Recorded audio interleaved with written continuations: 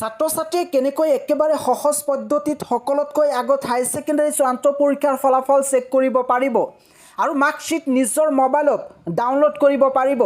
ইয়াৰ কাৰণে ইতিমধ্যে এটা মোবাইল এপ লঞ্চ হৈছে। একমাত্ৰ এই মোবাইল এপৰ জৰিয়তে ছাত্ৰ ছাত্ৰীয়ে একেবাৰে সহজ পদ্ধতিত আৰু সকলোতকৈ আগত ফলাফল চেক কৰিব পাৰিব।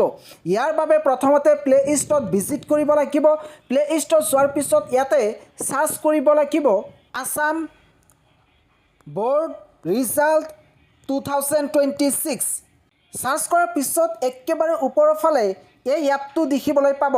প্ৰথমতে এই এপটো ইনষ্টল কৰি ল'ব, কাৰণ এইটো এপৰ জৰিয়তে একেবাৰে সহজ পদ্ধতিত ছাত্ৰ ছাত্ৰীয়ে ফলাফল চেক কৰিব পাৰে। এই এপটো ইনষ্টল হোৱাৰ পিছত অলপ তলফালে আহিলে 5টা ষ্টাৰ চিন দেখিবলৈ পাব। এই 5 নম্বৰ ষ্টাৰত যদি ক্লিক কৰে ইয়াতে এটা কমেণ্ট কৰা অপশ্যন অপেন হ'ব।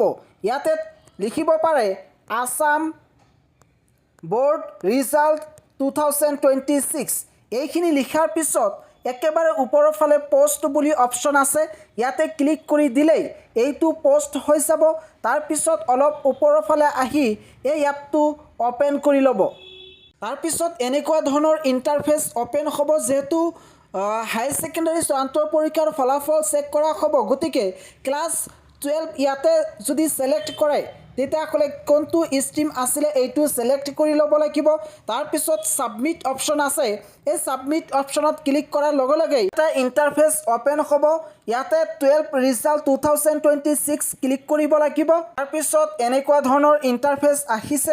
ইয়াতে কিন্তু কোৱা হৈছে যে 28 এপ্ৰিল at 10:30 AM অৰ্থাৎ আজি দিনৰ 10:30 হাই ছেকেণ্ডাৰী চূড়ান্ত পৰীক্ষাৰ ফলাফল প্ৰকাশ পাব।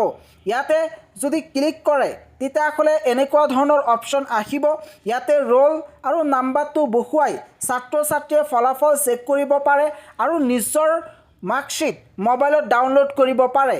এনেকৈ একেবাৰে সহজ পদ্ধতিত ছাত্ৰ ছাত্ৰীয়ে ফলাফল চেক কৰিব পাৰে।